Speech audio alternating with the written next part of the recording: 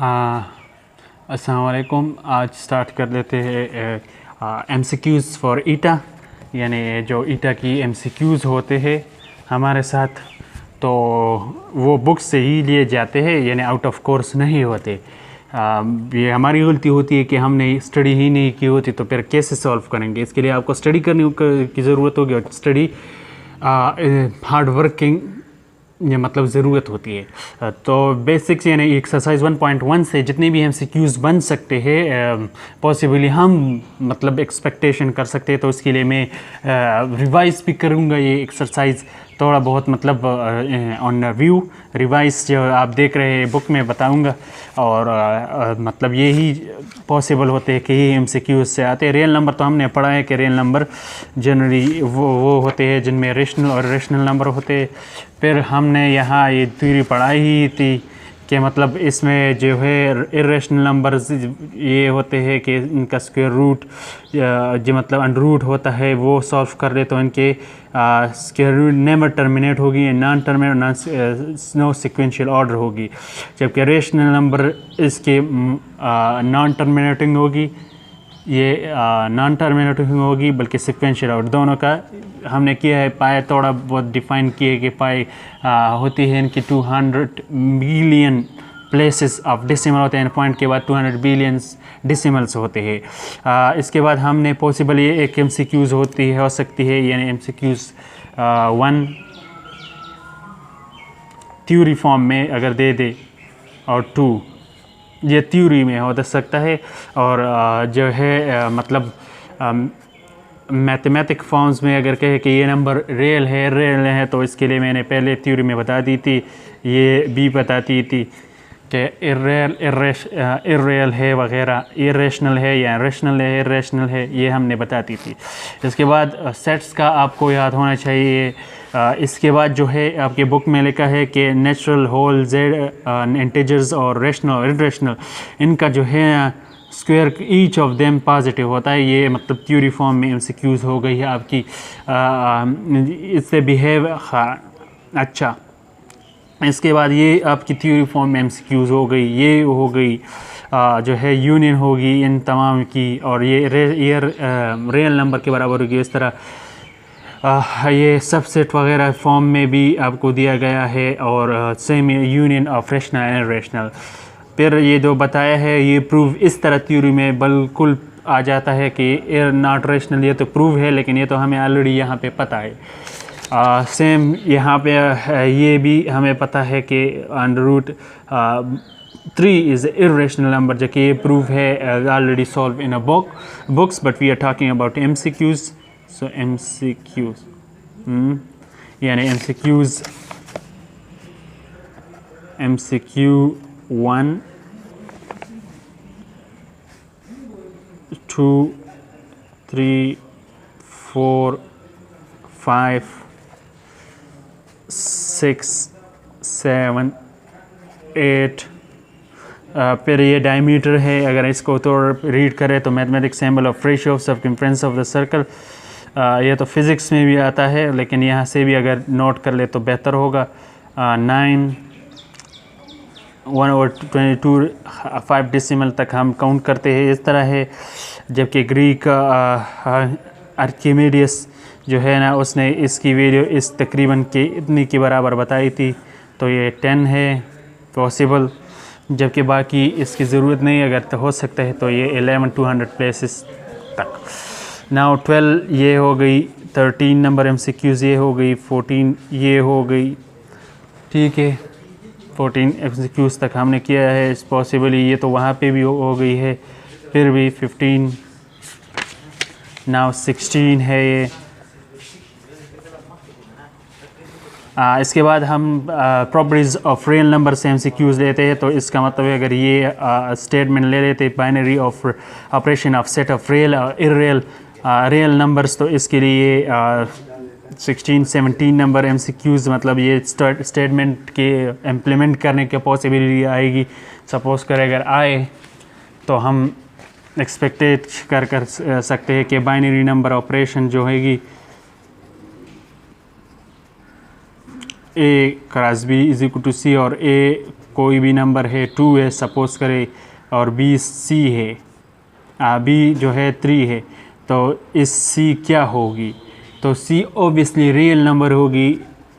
तो इस तरह MCQs आ सकते हैं 2 3 6 विच इज़ रियल नंबर। तो इस तरह हो सकते हैं।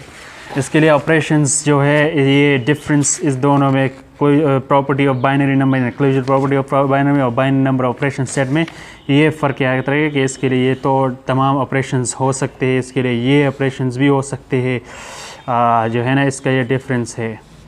तो मतलब ये है कि ये अगर 17 है तो 18 नंबर MCQs हमारी हो गई, 19 नंबर हो गई। ये फिर मैथमेटिक्स अप्लाई की है तरीका सिखाया गया है। इसके बाद ये 18 नंबर 20 होगी, 20 नंबर MCQs जो है इसके लिए हमारे पास दो ही है, 21 और 22 number MCQs।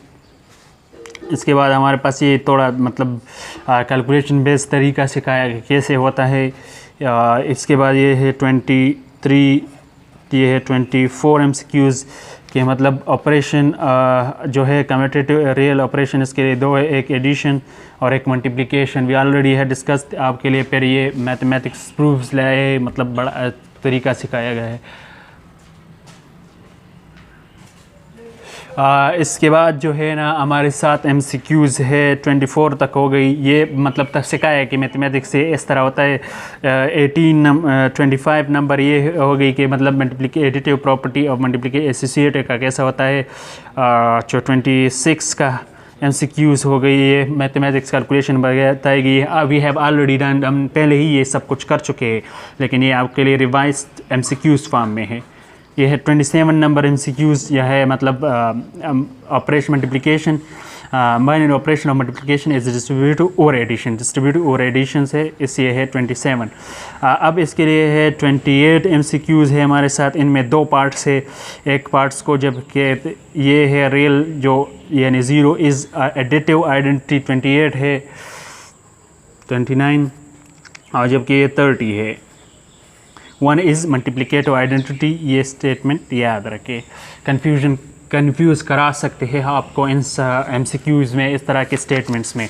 So shouldn't go to confused with these kind of MCQs. Now we had done 30, now 31 में हमें के मतलब A और A इन्वर्स इसका एडिटिव इन्वर्स है, ये स्टेटमेंट याद रखे।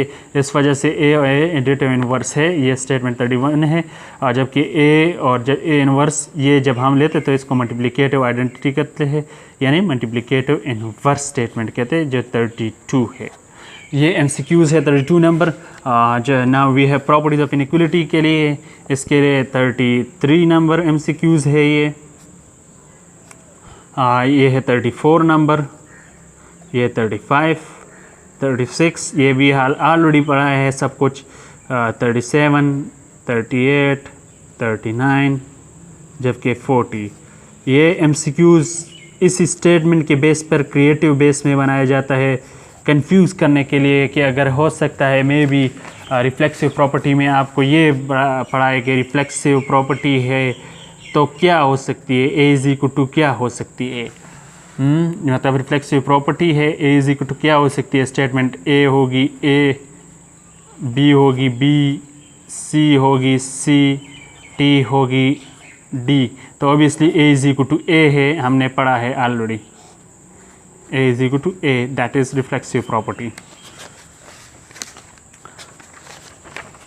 थोड़ा बहुत समझा देता हूँ कि मतलब शॉर्टकट इस तरह MCQs पॉसिबल है, आपने समझना है। बाकी क्रिएटिव MCQs क्रिएटिव बेस पे होते हैं, तो आपको इसके लिए ख़ुद को तैयार रखना है कि क्या पूछ रहा है। You have to much sensitive in the case such cases and find out the main key point. For example transitive property हम ले लेते हैं कि मतलब फॉर ऑल डेट, ये स्टेटमेंट ऑलरेडी सपोज कर दिया है। अगर रट्टा बेस नहीं, कंसेप्चुअल बेस पर बना ही ले लेते हैं तो A is equal to B है, और so A is equal to B और B is equal to C, then A is equal to क्या होगा, स्टेटमेंट है। ठीक है, तो इसके लिए ऑलरेडी भी है ना, A is equal to B है तो B is equal to C है।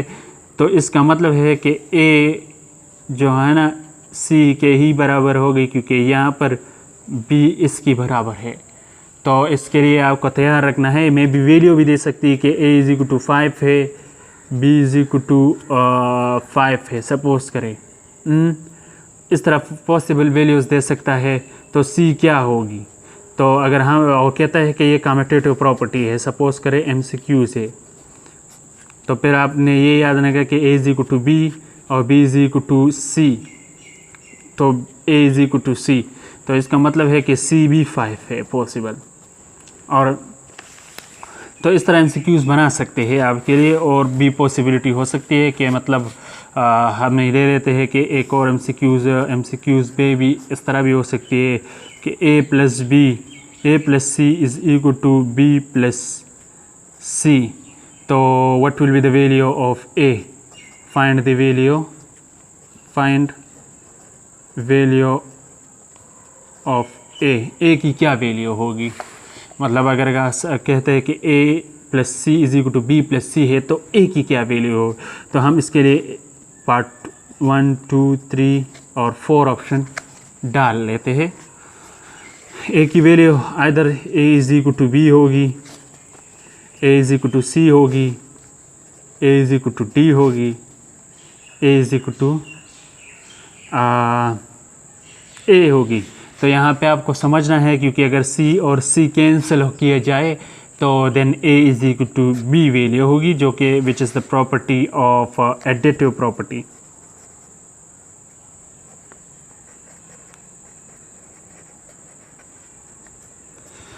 इस तरह मल्टीप्लिकेटिव प्रॉपर्टी भी है, ये इसी तरह एमसीक्यूज़ हो सकती है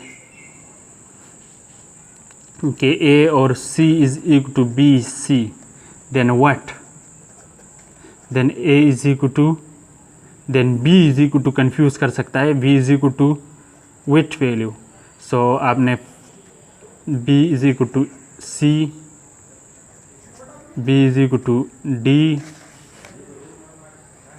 B is equal to C,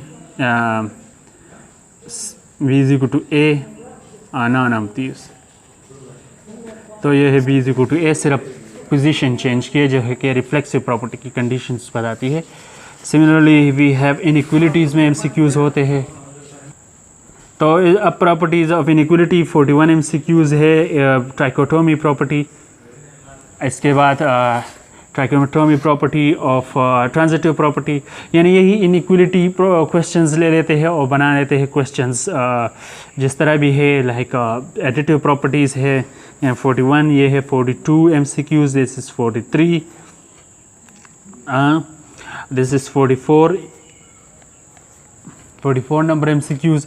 basically suppose करें कि हम वैल्यू ले लेते हैं लेस देन ज़ीरो, ये वाले थोड़े कंफ्यूज होते हैं अक्सर कि अगर ए बी पार्ट लेते हैं 44 में, एमसीक्यूज़ 44 समझा रहे हैं, ये बाकी एमसीक्यूज़ क्रिएटिव बेस पे होते हैं, आपने उनमें डिसाइड खुद करना होता है कि you have to be find out. जब आपको थ्योरी समझ आती है तो मैथमेटिक्स समझ आती है, तो फिर आपने खुद पॉइंट आउट करनी होती है, इतने मुश्किल नहीं होते। You have to know first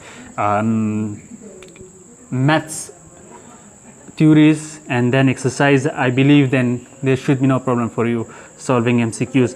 Let's suppose हम ले लेते हैं कि आपकी खुशी के लिए 44 नंबर MCQs ले लेते हैं कि मतलब अगर वैल्यू है for all that A, B और C belongs to real number है और C and C less than 0 है, C is यहाँ पे less than है, ठीक है। तो फिर आपकी कंडीशंस क्या होगी, आउटपुट आंसर पे क्या फ़र्क पड़ेगा। यानी अगर A ग्रेटर देन B है और condition A greater than B है, तो क्या आंसर होगी। A C greater than less than B C, A greater than B, 3 A C greater than B C, और जबकि 4 है नॉन ऑफ दी, क्योंकि हमने ऑलरेडी पढ़ा है कि A ग्रेटर देन B होगी और जब कंडीशन C लेस देन 0 होगी तो हमारे पास answer A less than B आएगा। फॉर एग्ज़ाम्पल पर के तौर पर मैं समझाता हूँ कि के से। इसके लिए मतलब ले लेते हैं कि ए, लेट सपोज लेट ए 2 है, बी जो है क्योंकि बी लिस है तो 1 है, और सी क्योंकि नेगेटिव है, सी नेगेटिव है। ए 2 ले लेते हैं, बी 1 और सी क्योंकि नेगेटिव है तो लेस देन 0 है, लेस देन 0 नेगेटिव होते तो -2 ले लेते हैं। अब सॉल्व कर लेते हैं। कंडीशन दिया गया है कि मतलब ए सी ज़र्व कर ले, तो हमारे पास ए सी, ए है 2 और सी है -2, 2 2 4 -4।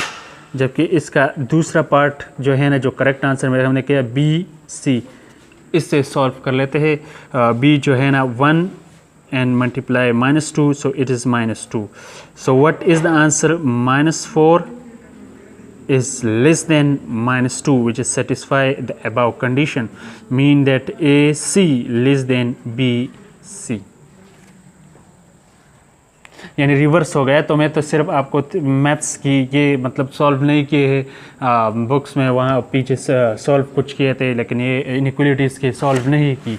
तो बहरहाल we have told you should follow them. That is 44 तक 45 ये है, और जबकि बाकी रिमेनिंग जो है इसकी प्रैक्टिस करवाई है कि प्रूफ ये भी हो सकती है, स्टेटमेंट वगैरह यानी तैयार आपको पेर आउटपुट करना पड़ेगा, ये आपको याद नहीं होनी चाहिए। दैट इज़ 45,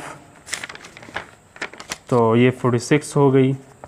जबकि बाकी जो MCQs है ये वाले, ये थ्योरी है आपको समझाने के लिए है, मे बी इससे लिए, लेकिन ये मे बी चेंज वैल्यू, तो इसके मुताबिक आपने मतलब पॉइंट आउट करनी है।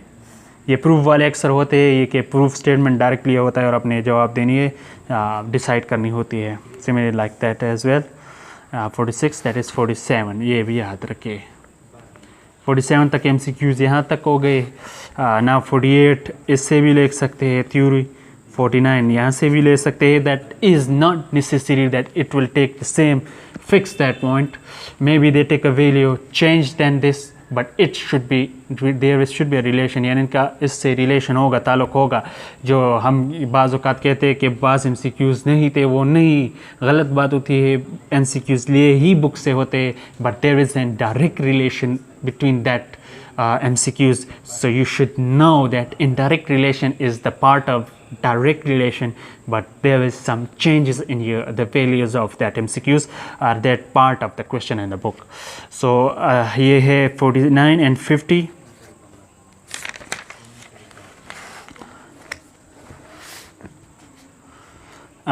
वी हैव ऑलरेडी कहते हैं कि क्या है ये सब कुछ, जबकि इस तरह के MCQs बेसिकली ये याद रखे 51 ये मस्ट है, इस तरह होते हैं।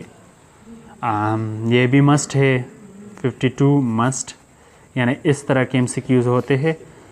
दैट इज़ 53, और इस तरह 54। ये कि एक्सरसाइज से लिए गए MCQs होते हैं। अब ये काफ़ी है आज के लिए है बुक, आपकी बुक्स से MCQs for now it is enough from our side. बस दुआ और उम्मीद यही रही, दुआ और उम्मीद यही है कि जहाँ भी रहो खुश रहो, आबाद रहो, हंसते मुस्कुराते रहो, और काम करते रहो, हार्ड वर्क, इंशाल्लाह यू विल बी सक्सेस। अस्सलाम वालेकुम।